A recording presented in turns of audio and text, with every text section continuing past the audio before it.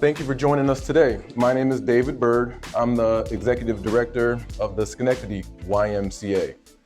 Today, we continue to celebrate the 1998 Schenectady High School State Championship basketball team. We have Mr. Willie Deane with us today, an integral piece to that state championship basketball team. He is the current Schenectady County Parks Director. He has returned back to his community. He is from Schenectady. He's a longtime friend of mine.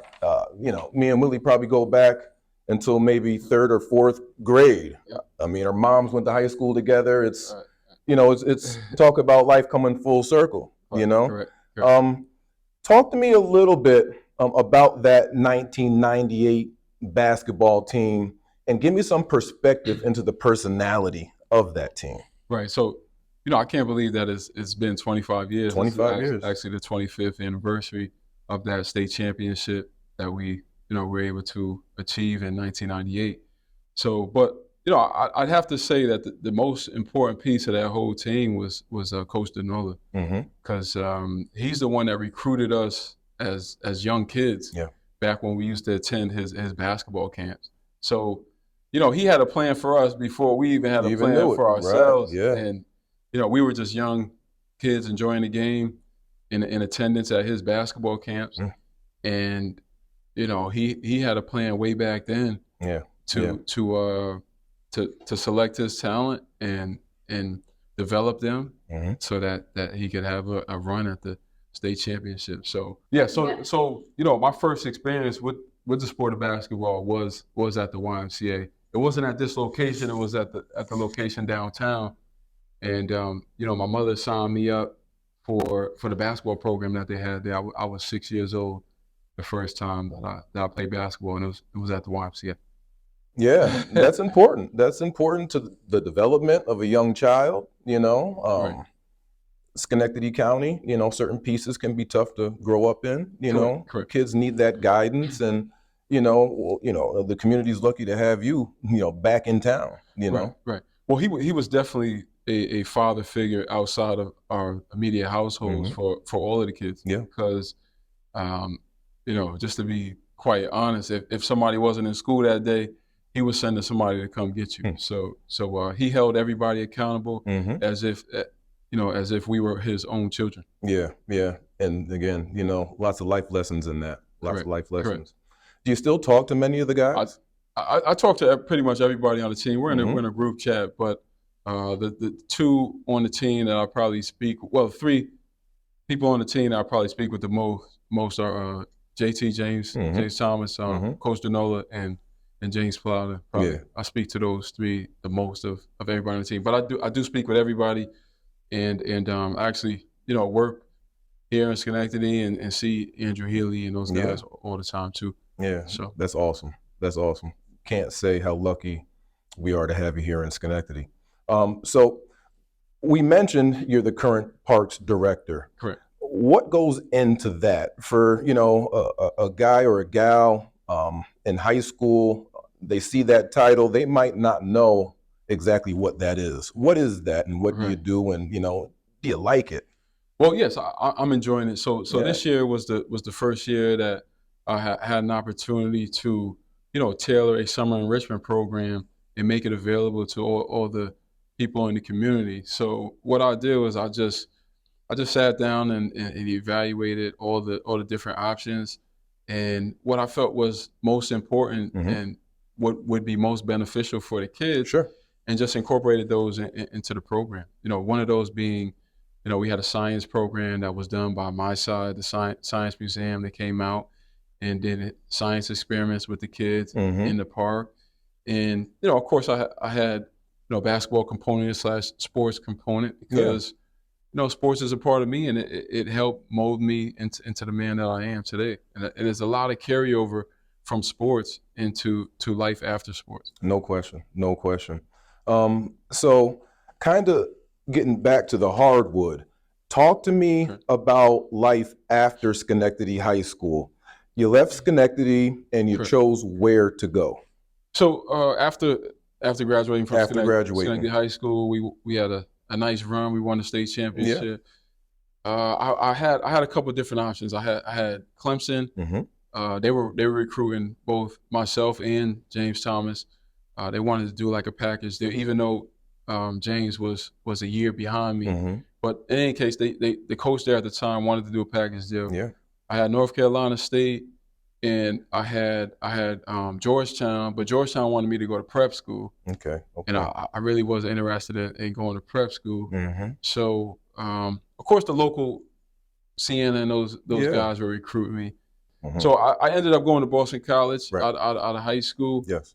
And you know, if anybody remembers me from high school, they remember me having braids. And that's not something that, you know, was popular in collegiate sports at the time. You know, you had some guys in Florida that played football, but they had helmets on. You didn't really see their hair, but unless you were Iverson, you know, it was tough. But even Iverson, when he went to Georgetown, he didn't. When he went to Georgetown, he didn't have braids. So you know, I was the first. I'm gonna say I was the first, you know, major D1 basketball player with braids. That on nationally televised TV. So at the end of the year, you know, you have your end of the year interview with the coaching staff and stuff, and so we had some conversation, and then after we left, and I went to my dorm, my phone was blowing up, and it was my high school coach, and I was like, hey, Coach DeNola, what's going on? Yes. And he was like, what's going on? I just heard from the coaching staff that you want to transfer. Oh. And I was like, yeah, that's interesting, because, you know, that's not the same conversation that I just had with the coach. And so, you know, to make a long story short, they for whatever reason they were not going to renew my scholarship, so I had to look for another route. Yeah, that's a tough pill to swallow. Right. So Purdue, the Boilermakers. Correct. How was your experience there? Yeah, so my father was working for GE at the time. Yeah. And you know, GE was laying people off. So my father had an opportunity to transfer out to Fort Wayne, Indiana. Oh, wow. So that's how we ended up there. Nice. And so, you know, we picked up and moved out there, and I really didn't know where I was going to go for school, but Purdue was a great engineering school. So I said, let me go to summer school and follow my father's footsteps to be an engineer. So little did, you know, unbeknownst to me, my father had been reaching out to the coaching staff and saying that I was going to be going to Purdue. Yeah. And he asked them to consider taking a look at his son. Yeah. So I didn't know anything about it. I was just going to school, and so I was playing like in the co-rec and stuff, you know, with the open gyms and stuff that the university kids play in. And I was just destroying everybody. Right, so like my name was buzzing on campus from what I was doing to guys there, and it eventually reached the coaching staff, and they gave me an opportunity to eventually walk on. Fast forward a little bit, 2-time Big Ten Player of the Year. Well, not Player of the Year, but I was leading scorer as a junior. Then I tied as a senior with Brian Cook. Right. But you know, all Big Ten first team. Yes. Okay. That's awesome. So I'm glad that ended up, you know, working out for you. So you went on to have a solid professional basketball career. Talk to me a little bit about that. You were overseas a few places, France, Italy. So yes, I was overseas for 15 years. You know, I had a professional career for 15 years. Yeah. You know, some of the countries that I had the pleasure of living in was Italy, Spain, Lithuania, Latvia, Russia, Turkey, Greece. Awesome. You know, so I was able to gain a lot of cultural capital from touring the world. Yeah. Lots of life experience. Yes, definitely. Kid. That I'll have with me for the rest of my life. Because you know, as a young poor Schenectady kid, you know, I was able to go visit places that I saw on National Geographic. Right. And I never thought I would have had that experience, the opportunity to, you know, go see those places live in person. So after your professional career, still lots of life to live. Yeah. That transition from the hardwood to corporate America, How was that? And was it one of those deals where, you face some adversity, just going from school to school? And I know for myself, when I made that transition to corporate America, there were some challenges. Yeah. What about you? Well, the thing is, it's sometimes when you're finished as a professional athlete, they underestimate your work experience. Because I really don't think they sit down and think what professional sports or just sports in general entails. You're able to get a management side, understand the management side of it. You're able to understand the player side, the agent side, Right. and everything from sports directly transfers over into life after sports. For example, in the workforce, you want guys that are competitive. You want guys that are focused, disciplined, reliable. Know how to work together as a team. Right. Goal oriented, and these are all things that are developed in sports and that athletes have. Right. The experience is something that it's even hard for me to explain and articulate to folks. But just going through it, everything. I mean, literally from day one, when I got to Syracuse, it was, I realized it was going to be a different life. So I heard somewhere that you wrote a book. Talk to me a little bit about that, author. So actually, once I knew that I was going to step away from the game, I wrote 25 books.